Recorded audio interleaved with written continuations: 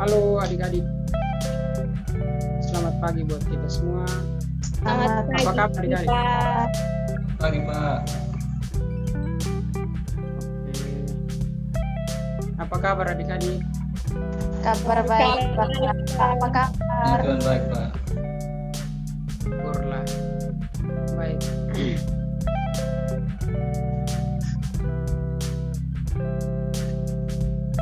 Sebelum kita memulai pertemuan kita pada hari ini, Bapak minta kita belum saling mengenal ya. Ya kita perkenalan dulu. Baik, perkenalkan nama Bapak Agil Sirani. Selanjutnya. Baik, perkenalkan nama saya Isi Opat, saya dari 11 IPS 2. Baik, perkenalkan saya dari IPA 3. Baik, perkenalkan nama saya Jumira dari IPS 5.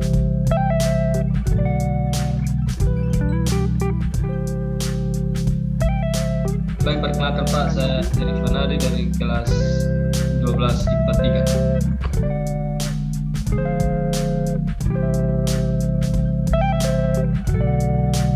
Sudah ada lagi kan? Baik Pak, perkenalkan nama saya Nur Hafisa dari IPS 3. Oke, terima kasih adik-adik. Baik, sebelum kita memulai kegiatan kita pada hari ini, Bapak minta salah satu dari adik-adik untuk memimpin kita dalam doa.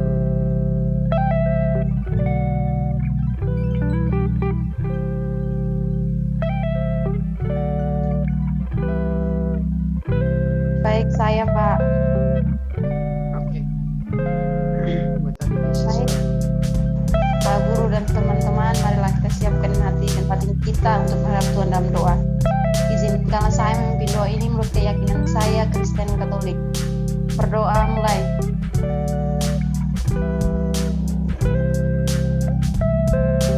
Berdoa selesai. Oke, terima kasih.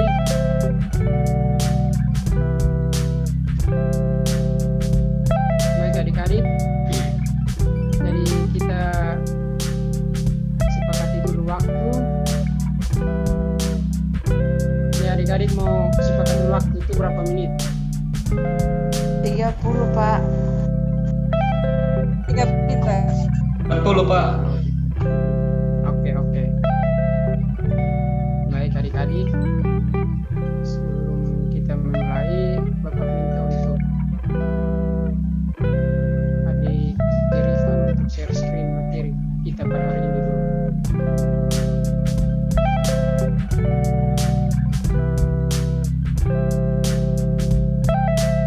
Oke, baik adik-adik, jadi pertemuan kita pada hari ini kita membahas materi tentang pengambilan keputusan karir. Baik, jadi Bapak mau tanya dulu, apa sih yang dimaksud dengan pengambilan keputusan karir? Apa adik-adik ada yang tahu? Ada, Pak. Oke, coba adik isi. Baik, Pak. Kalau saya macam kakak-kakak kelas 3 SMA ketika sudah mengajak untuk perkuliahan, dia harus memilih memilih jurusan yang sesuai dengan dia untuk jenjang ke karirnya berikutnya, Pak, begitu. Oke, jadi seperti yang sudah dijelaskan oleh adik Desi bahwa sebelum kita tamat dari SMA itu kita sudah tahu bahwa pengambilan keputusan karir itu kita harus paham dulu tentang apa yang akan kita ambil untuk melanjutkan ke jenjang berikutnya. Baik, selanjutnya kita masuk dalam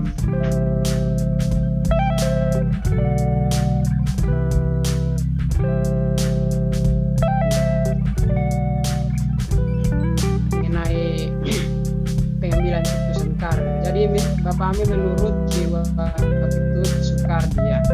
Jadi ia mengatakan bahwa pengambilan keputusan karir itu merupakan suatu proses di mana seseorang mengadakan suatu seleksi terhadap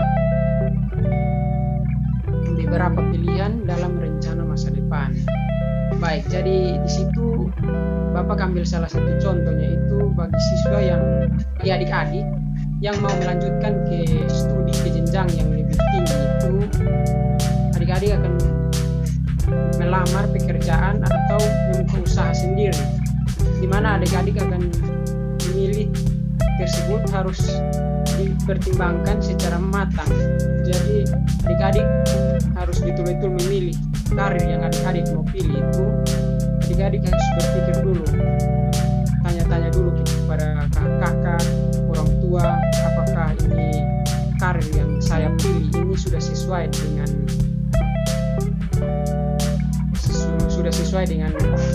apa pengambilan keputusan karir yang saya ambil ini, sehingga saya dapat melanjutkan ke jenjang yang lebih tinggi, sehingga adik-adik ke depannya itu adik-adik tidak bimbang lagi untuk melanjutkan ke jenjang yang lebih tinggi.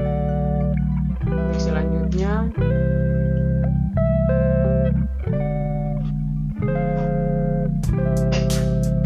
kita masuk dalam faktor-faktor yang mempengaruhi pengambilan keputusan karir. Di situ ada empat faktor ya adik-adik. Yang pertama genetik. Jadi mana faktor genetik ini sudah ada sejak lahir. Jadi adik-adik di sini adik-adik sudah tahu bahwa suatu faktor yang mempengaruhi pengambilan keputusan karir itu sudah ada sejak lahir. Jadi adik-adik harus mengembangkan karir adik-adik itu, belajar lebih giat sehingga karir yang adik-adik akan ambil itu adik-adik sudah mempersiapkan dengan baik. Begitu. Dan selanjutnya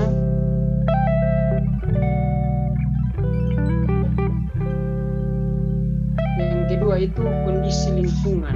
Baik adik-adik, di sini kondisi lingkungan itu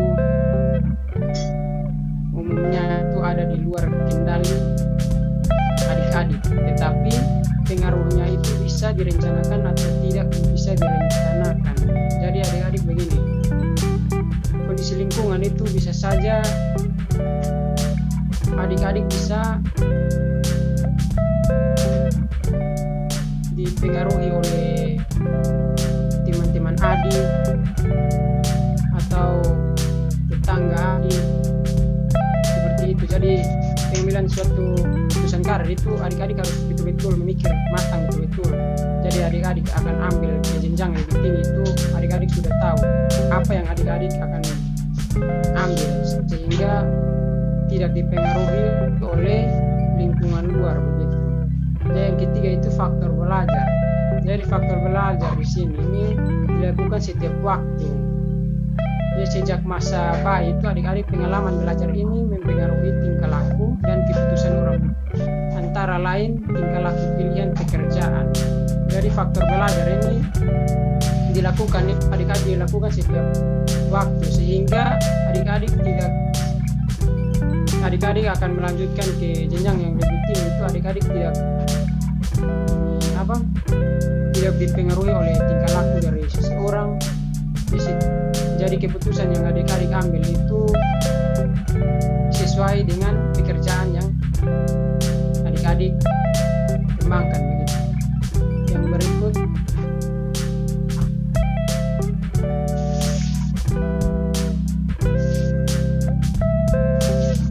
ya, yang keempat.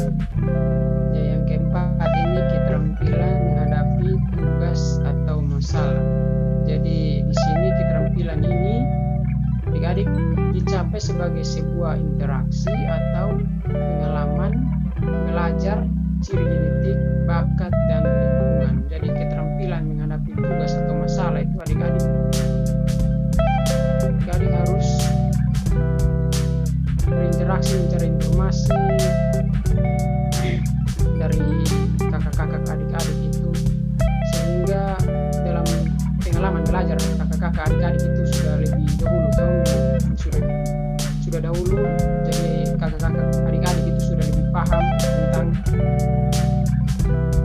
karir yang akan adik ambil.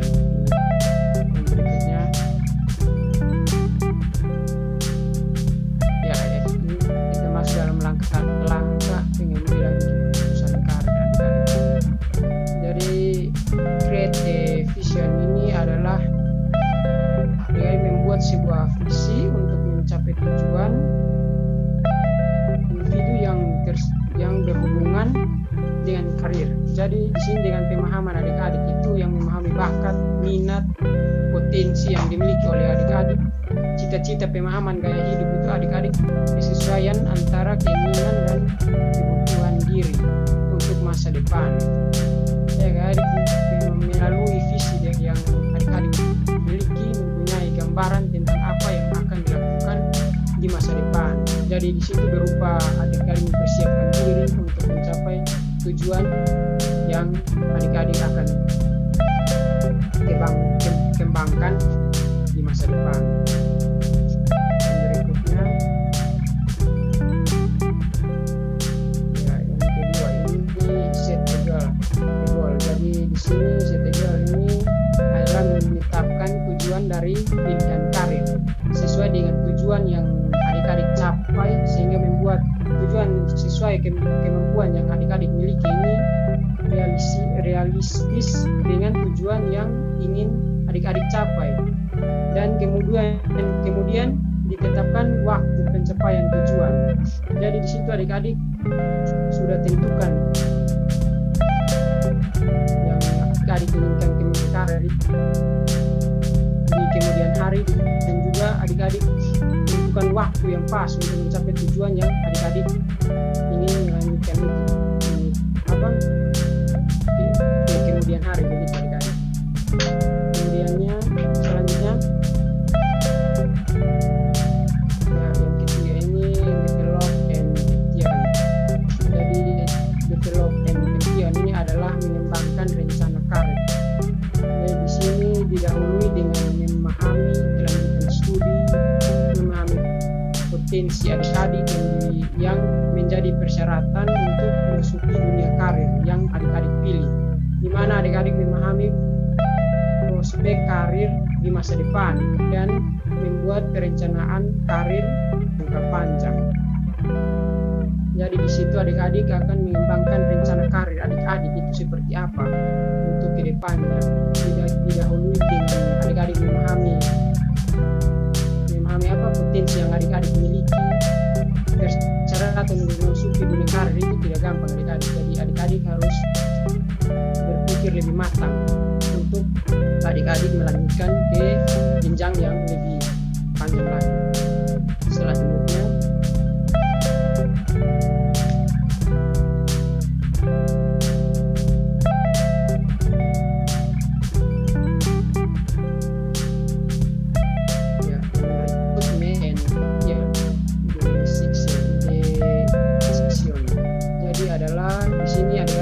keputusan tentatif. Adik-adik individu dalam membuat keputusan ini, adik-adik memperhatikan bakat dan minat, potensi, kekurangan dan kelebihan pada diri, kemudian dikombinasikan dengan informasi karir yang dimiliki. Jadi adik-adik di situ adik-adik menentukan pilihan-pilihan karir yang adik-adik melanjutkan ke depannya. Itu dalam keputusan karir yang adik-adik miliki itu masih bersifat sementara. Jadi maksudnya begini adik-adik, yang adik-adik ini adik-adik yang sudah mempunyai bakat dan minat sejak lahir, itu potensi yang adik-adik miliki itu adik-adik harus kembangkan, sehingga di kemudian hari itu adik-adik tidak lagi merasa bimbang dalam menentukan karir yang adik-adik yang adik-adik akan ambil. Selanjutnya, take and action. Jadi take and action ini adalah adik-adik mengambil tindakan yang berhubungan dengan karir.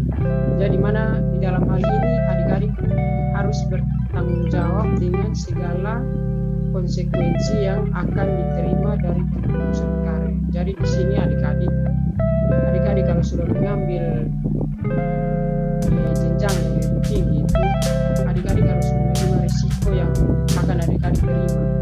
Jadi di mana adik-adik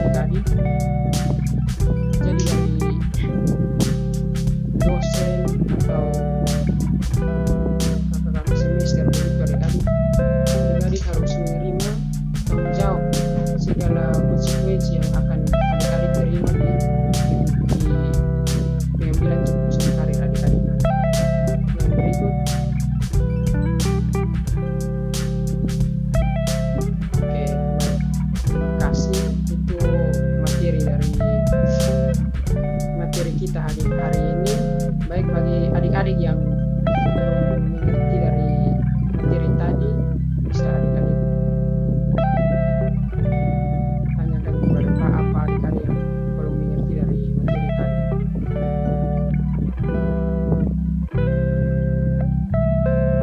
Mungkin adik Jerifan, Pana, adik Teresia Opat, mungkin ada yang belum mengerti. Bapak Persi. Sudah pas, Pak. Oke, Bisa dimengerti Pak? pas. Bisa dimengerti Pak? Pak. Sudah mengerti, Pak. Baik, baik. Baik adik-adik, jadi di masa pandemi begini sudah, kita begini sudah tidak bisa bertemu secara langsung, kita di mana-mana harus menggunakan Zoom, Meet, dan lain sebagainya. Baik, pertemuan kita sampai di sini dulu. Jadi adik-adik tentukan waktu dulu kapan kita akan bertemu lagi untuk materi selanjutnya. Minggu depan Pak. di jam Dengan waktu sama. yang sama juga, Pak. Oke, baik. Kalau minggu depan di jam sama, oke. Baik, sebelum kita mengakhiri pertemuan kita pada hari ini, Bapak minta salah satu dari adik-adik untuk memimpin kita dalam doa.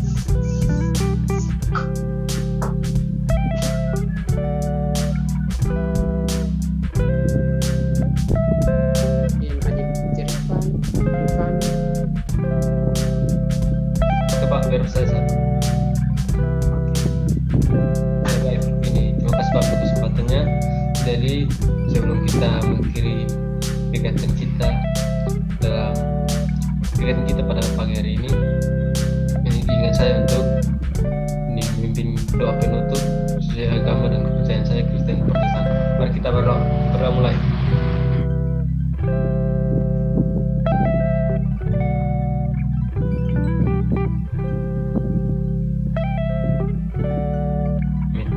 Berdoa selesai. Oke, terima kasih buat tadi Jerifan sudah membawa kita dalam doa. Baik. Sekian dari pertemuan kita pada hari ini. Sehat selalu adik-adik, jaga kesehatan selalu di masa pandemi begini. Adik-adik harus menjaga kesehatan ya. Siap Pak. Iya, Siap. Pak. Terima kasih Pak untuk materinya. Siap Pak, siap Pak. Makasih banyak Pak. Iya, Pak. Terima kasih banyak Pak. Terima kasih banyak Pak.